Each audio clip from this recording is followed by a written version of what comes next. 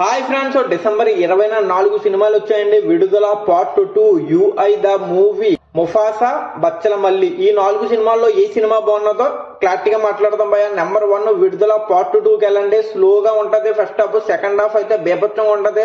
Cinema అయితే చాలా బాగుంది భయ్య.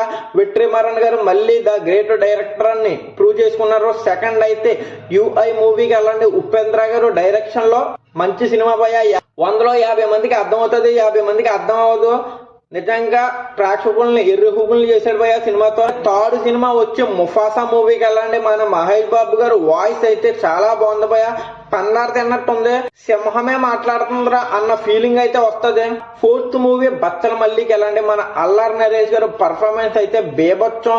అర్జున్ రెడ్డిలో మన కొండన్న చేసినట్టు, యానిమల్ రోడ్ రణ్వీర్ కపూర్ చేసినట్టు, దసరా మూవీలో నాని గారు చేసినట్టు సేమ్ నీట్ గా చేశాడు భయ్య. ఆల్రెడీ ఫుల్ రివ్యూ ఇచ్చాను నా ఛానల్.